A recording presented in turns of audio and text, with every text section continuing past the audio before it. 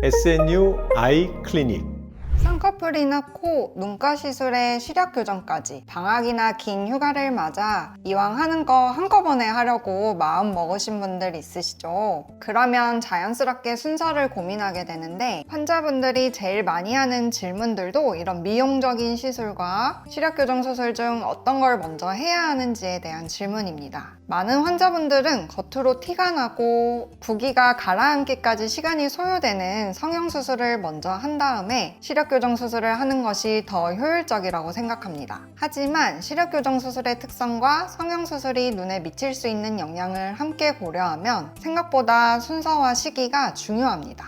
어떤 수술을 먼저 할지 그리고 얼마간의 간격을 둘지가 결과 만족도에 영향을 줄 수 있습니다. 아침에 눈 뜨면 한참 뻑뻑하다가 인공눈물을 넣어야 겨우 편해지는 분들 계시죠? 바로 그런 마른 상태에서 시력교정 수술을 받는 것이 가장 피해야 할 상황입니다. 시력교정 도수는 눈물막이 안정된 상태에서 가장 정확하게 측정됩니다. 빛이 각막보다 먼저 눈물막을 통과하는데 눈물이 마르면 표면이 거칠어지면서 검사값이 흔들릴 수 있기 때문입니다. 실제로 눈물막이 불안정한 사람일수록 굴절 검사와 각막 측정값의 변동이 커진다는 연구들이 있습니다. 이런 오차가 충분히 교정되지 않은 채 수술을 진행하면 목표 도수에서 벗어날 가능성이 높아질 수 있습니다. 한번 절삭된 각막은 되돌릴 수 없기 때문에 수술 전 눈물 상태를 충분히 안정시키는 것이 무엇보다 중요합니다. 결국 시력교정 수술은 가장 정확한 검사 결과를 얻는 것이 출발점입니다. 그래서 다른 수술의 수술도 이 검사가 가장 정확하게 이루어질 수 있는 시점을 기준으로 결정해야 합니다. 성형수술 중에서도 시력교정 수술에 가장 밀접하게 영향을 주는 것은 쌍꺼풀 수술이나 눈매 교정입니다. 눈꺼풀을 절개하고 다시 꿰매는 과정에서 눈꺼풀의 장력과 압력이 달라지면서 안에 있는 각막 모양에도 일시적인 영향을 줄 수 있습니다. 그 결과 각막 곡률이 변하거나 난시의 크기와 축이 달라지는 경우가 생길 수 있는데요. 다행히 대부분은 수술 후 붓기가 가라앉으면서 점차 안정되지만 회복되기 전에 시력교정 검사를 하면 측정값이 평소와 다를 수 있습니다. 붓기가 천천히 빠지는 분일수록 이 변화가 자리 잡는 데 더 오래 걸리는데 그 사이에 시력교정 검사를 받으면 장비는 변하고 있는 각막의 난시를 최종 도수로 확인하는 경우가 생깁니다. 또한 쌍꺼풀 수술이나 눈매 교정 수술 후 체아물기도 전에 시력 교정을 진행하게 되면 수술 시 개검기라고 하는 눈을 벌려 고정하는 기구를 사용하기 때문에 쌍꺼풀을 꿰맨 자리 실밥에 문제가 생기거나 불편함이 생길 가능성이 있습니다. 그렇다고 쌍꺼풀 수술 때문에 시력 교정을 무조건 뒤로 미룰 필요는 없습니다. 일반적으로 쌍꺼풀이나 눈매 교정 수술 후 약 1개월 정도 지나 각막 상태가 안정되면 시력 교정 수술을 진행하는 데 큰 무리가 없습니다.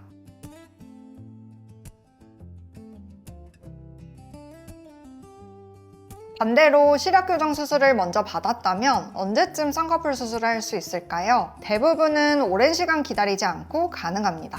다만 시력교정 수술 직후에는 각막과 눈물막이 회복되는 과정에 있기 때문에 충분히 안정된 뒤 진행하는 것이 좋습니다. 스마일은 최소 1개월 정도, 라식이나 라섹은 회복이 더 오래 걸리는 만큼 3개월 이상 지난 뒤 계획하면 좋습니다. 쌍꺼풀은 눈 바로 위라 그렇다 쳐도 코는 눈에서 떨어져 있으니 상관없겠다 싶으실 거예요. 코 수술 자체가 시력 교정에 직접적인 영향을 주는 것은 아닙니다. 다만 수술 직후 눈 주변까지 붓기와 멍이 동반되는 경우에는 스마일 라식이나 렌즈 삽입 수술 등의 시력 교정 수술 검사 시기에 일부 영향을 줄 수 있습니다. 눈 주위는 살이 얇고 무른 데라 붓기가 잘 고이는데 눈 주변 부종이 심한 경우에는 일시적으로 눈물막 상태나 검사 환경에 영향을 줄 가능성이 있습니다. 따라서 코 수술 직후에는 정확한 검사를 위해 붓기가 어느 정도 가라앉은 후에 안과에 내원하셔서 시력 교정 검사를 하시는 것이 좋습니다. 스마일 라식이나 렌즈 삽입 수술처럼 자외선 차단용 안경 착용이 필수적이지 않은 수술은 코 성형과의 일정 조율도 비교적 자유로운 편입니다. 특별한 문제가 없다면 시력 교정 수술 후 경과를 확인한 뒤 비교적 이른 시기에 코 성형을 진행하는 것도 가능합니다. 눈가 주름 펴는 레이저는 칼도 안 되니 눈하고는 상관없어 보입니다. 그런데 이게 오히려 눈 속 깊은 곳까지 건드릴 수 있는데요. 눈가 레이저는 종류와 시술 깊이에 따라 눈 주변 조직에 열 자극을 줄 수 있기 때문에 반드시 적절한 안구 보호 장비를 착용한 상태에서 시행해야 합니다. 시력교정 수술 직후에는 각막 표면이 회복되고 눈물막이 안정되는 과정에 있기 때문에 눈 주변에 강한 열 자극을 주는 레이저 시술은 회복이 충분히 이루어진 뒤 시행하는 것이 좋습니다. 일반적으로는 최소 1개월 정도는 기다리고 시술 종류와 회복 상태에 따라 더 늦추는 경우도 있습니다. 결국 시력교정 수술을 먼저 받았다면 이후 눈가 레이저는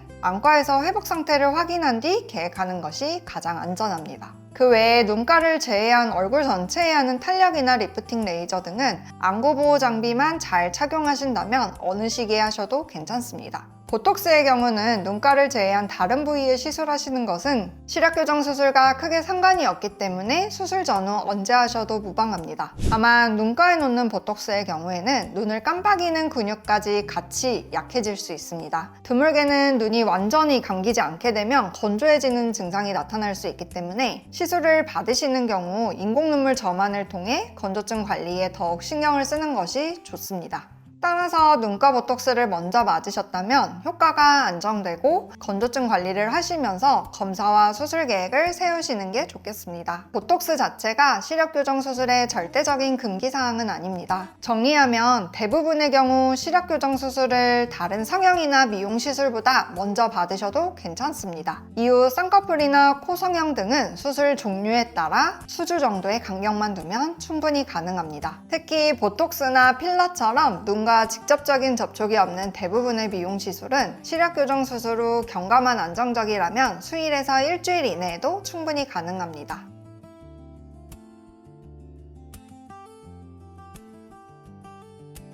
대부분의 경우 스마일 라식이나 렌즈 삽입 수술을 먼저 받아도 큰 문제가 없고 시술 종류에 따라 필요한 회복 기간만 적절히 조정해 주시면 충분히 안전하게 함께 진행하실 수 있습니다. 지금까지 SNU 안과 원장 원여경이었습니다.